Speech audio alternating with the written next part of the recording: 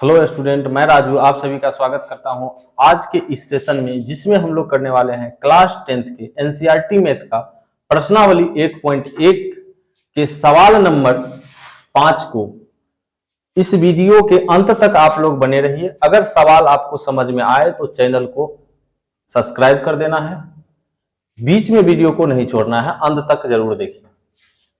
चलिए यहां से हम लोग एक बार सवाल को पढ़ देते हैं। यूक्लिड विभाजन प्रमेय का प्रयोग करके दर्शाइए कि किसी धनात्मक पूर्णांक का घन, यहाँ पे इस बार क्या, इससे पीछे वर्ग पढ़े थे, घन 9m प्लस 1 9m प्लस 8 के रूप का होता है। यहां लिखेंगे हल।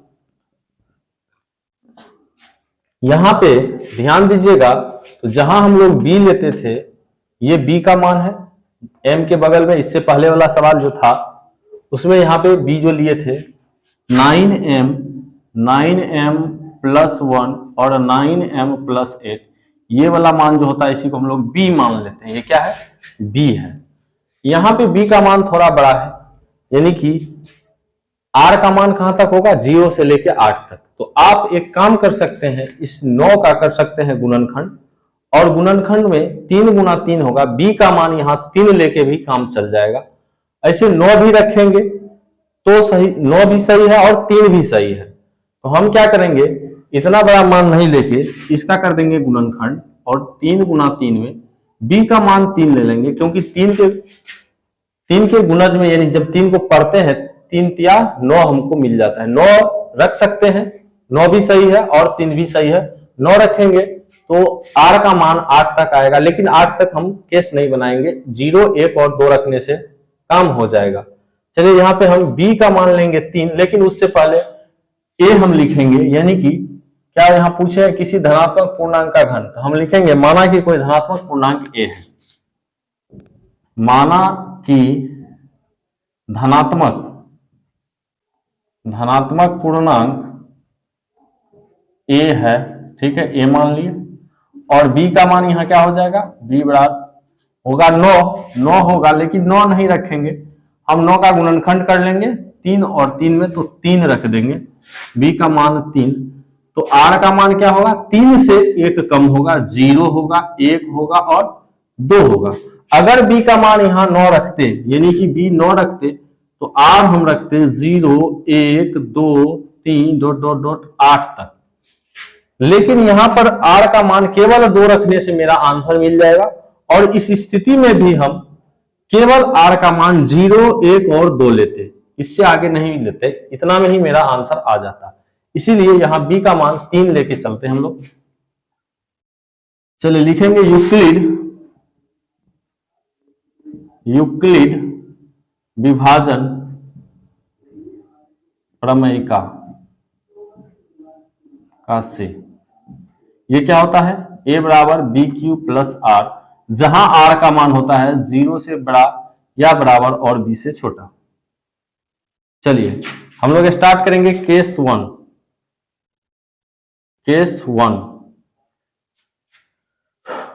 यहां से लिखो केस 1, r का मान रखेंगे 0। पहले क्या लिखेंगे? यदि r बराबर 0 तो a बराबर क्या हो जाएगा? bq, b के मान 3 लिए हैं तो 3 लेंगे, q अब प्लस r माने 0 है, r का मान यहाँ पे 0 है, तो a बराबर आ जाएगा 3q।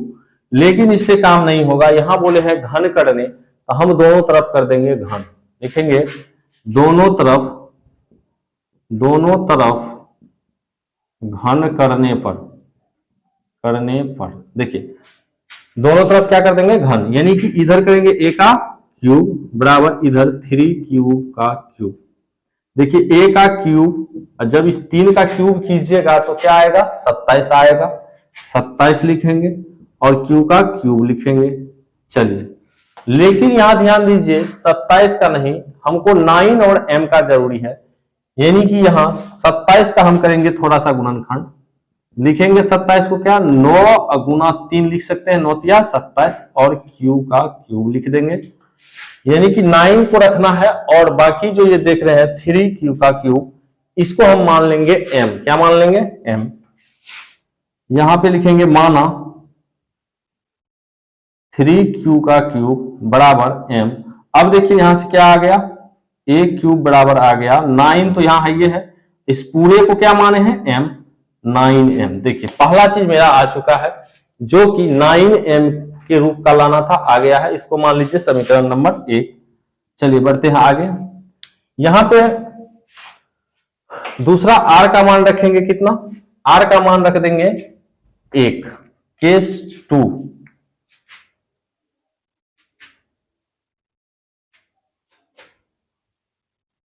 केस 2 लिखेंगे यदि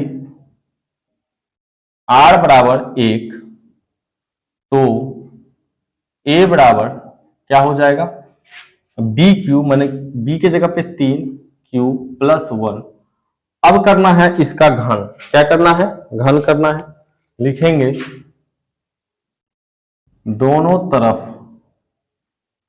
घन करने पर, अब घन करेंगे तो ये आ जाएगा a क्यूब, इधर आ जाएगा 3 क्यूब प्लस 1 का क्यूब। यहां पे आपको एक फॉर्मूला याद रखना पड़ेगा, a प्लस बी का होल क्यूब, जो कि यहां लिख देते हैं हम, यहां लिख देते हैं a प्लस बी का होल क्यूब बराबर होता है a cube plus 3a square B plus 3ab square plus B cube. इसी फॉर्मूला पे इसको रखना है और आपका आंसर आ जाएगा। देखिए a क्यूब बराबर 3q का क्यूब, यानी a क्यूब लिखना है तो लिखेंगे 3q का क्यूब प्लस 3a स्क्वायर यानी 3q का स्क्वायर, उसके बाद b की जगह पे 1 है, प्लस 3a यानी कि 3 क्यूब, और उसके बाद b स्क्वायर यानी a का कर देंगे स्क्वायर, और लास्ट में b क्यूब यानी 1 का क्यूब। चलिए a क्यूब बराबर 3q का क्यूब है तो 3 तिया 9 तिया 27, 3 का जब क्यूब करेंगे तो कितना होगा, 3 तिया 9 9 तिया 27, यानी 3 बार गुना करेंगे, 3 गुना 3 गुना 3, 3 तिया 9 9 तिया 27। यहां लिखेंगे 27 क्यू का क्यूब प्लस, यहां पे ध्यान दीजिएगा 3q का स्क्वायर है तो 3 का स्क्वायर तो 9 हो जाएगा, ये कितना होगा 9, 9 तिया 27 क्यू स्क्वायर, 1 से गुना करेंगे कोई फर्क नहीं पड़ेगा, तो 3 का स्क्वायर 9, 9 तिया 27, 27 गुना 1 27 और क्यू स्क्वायर। चलिए आगे बढ़िए, यहां पे 3 तिया 9 क्यूब हो जाएगा, 1 से गुना करने 1 का स्क्वायर कर दे क्यूब कर दे कोई फर्क नहीं पड़ता है, और इससे गुना करेंगे तो कोई फर्क नहीं पड़ेगा, ये हो जाएगा 3 तिया 9 क्यूब प्लस का 1। अब ध्यान दीजिएगा फिर से, यहां अगर हम देखिए तो 9m प्लस 1 यहां है, अंत में प्लस 1 आपको है, और शुरू में केवल 9 रखना है, बाकी जितना भी होगा उसको हम फिर से क्या करेंगे, जैसे यहाँ पे m माने थे तो वहां पर भी हम क्या करेंगे m मान लेंगे। चलिए लिखेंगे a क्यूब बराबर, इस पूरे में 9 कॉमन है, यहां से यहां तक देखिए 9 कॉमन है, सब में 9 कॉमन कर लेंगे तो ये हो जाएगा 9 तिया 27, यानी 3 बार जाएगा 3 cube plus 3 Q square plus 9 निकल गया तो क्यूब, और लास्ट में प्लस का 1। यहां पे ये अंदर में ये जितना भी है इसको हम m मान लेंगे, लिखेंगे माना 3q का cube plus 3q square plus cube बराबर m मान लिए हैं। अब यहां पे इसके जगह पे m को रख देंगे, a क्यूब बराबर 9, और ये पूरे के बदले क्या लिखेंगे m plus 1।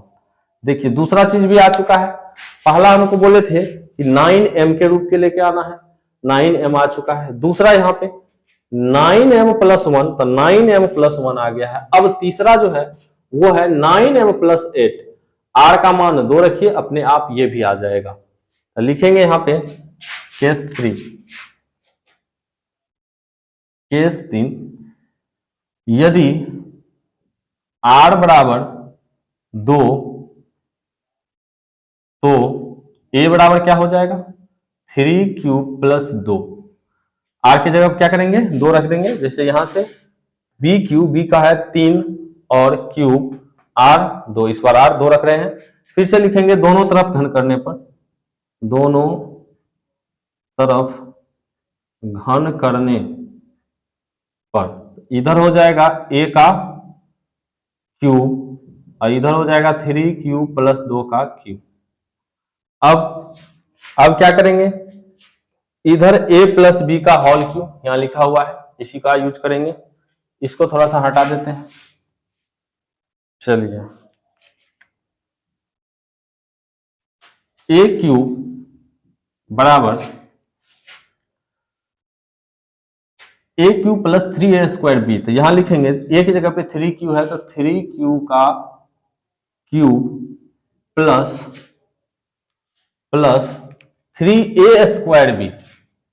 3a square, a की जगह पे क्या है 3q है, 3q का स्क्वायर और b की जगह पे क्या है इस बार 2 है तो लिखेंगे 2 प्लस 3ab स्क्वायर, 3a की जगह पे 3q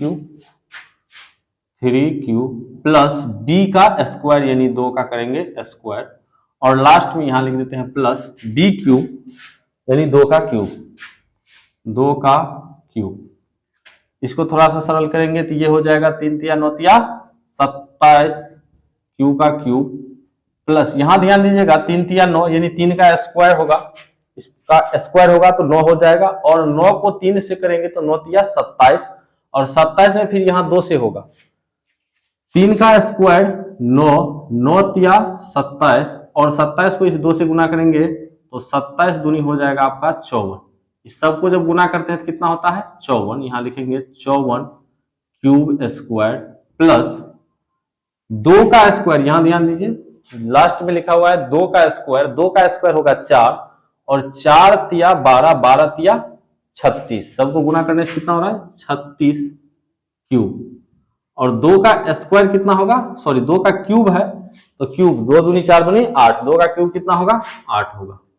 अब ध्यान दीजिए फिर से यहां एक क्यू लिख दीजिए, लाना क्या है 9m प्लस 8, यहां पे 8 है 9 और m का जरूरी है तो इस पूरे में आप 9 कॉमन ले लीजिए यहां से लेके यहां तक।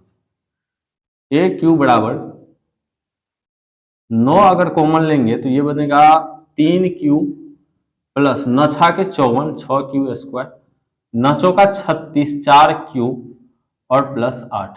इस पूरे को फिर से हम m मान लेंगे तो लिखेंगे माना 3q का cube plus 6q square plus 4q बराबर m। a क्यूब 9 यहां पे है 9 लिख देंगे और इस पूरे को क्या माने, इस पूरे को m माने हैं तो इस पूरे की जगह पर लिखेंगे m, अब प्लस में क्या था 8। इसको ले लीजिए समीकरण नंबर 3। अब ध्यान दीजिए जो बोले थे वो सब आ चुका है। बोले थे कि किसी धनात्मक पूर्णांक का घन 9m प्लस 1 9m प्लस 8 के रूप का लेके आना है। तो यहां देखिए समीकरण 1 में 9m आ चुका है, समीकरण 2 इसको ले लीजिए यहां पे 2 होगा, समीकरण 2 यहां लिख लीजिए, ये जो आया है समीकरण नंबर 2 लिख लीजिए, ये आया है 9m प्लस 1। उसके बाद जो समीकरण 3 आया है 9m प्लस 8, तीनों चीज आ चुका है।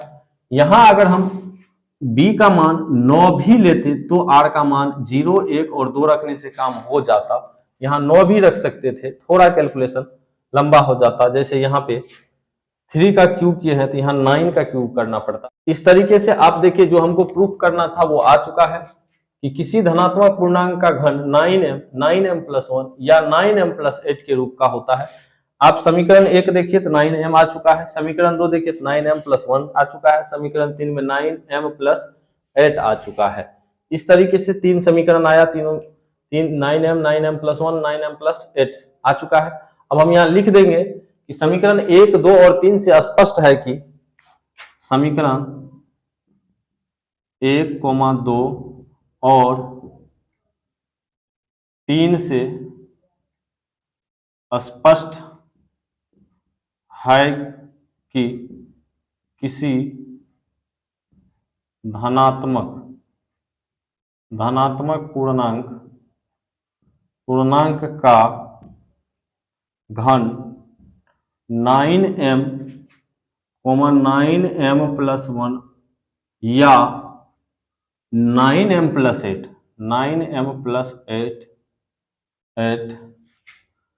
के रूप का होता है। चलिए ये सवाल कंप्लीट हो गया। इस तरीके से ये 5वां नंबर सवाल कंप्लीट हुआ। यहां से देख लीजिए, आप पूरे देख लीजिए, इतना चीज लिखने से आपका 5वां नंबर सवाल बन चुका है। इस हिसाब से ये एक्सरसाइज भी कंप्लीट हो गया, क्योंकि इस एक्सरसाइज में 5 सवाल था, 5 को हम लोग कर चुके हैं। अगले एक्सरसाइज स्टार्ट करेंगे अगले वीडियो में, एक्सरसाइज 1.2। तब तक के लिए धन्यवाद।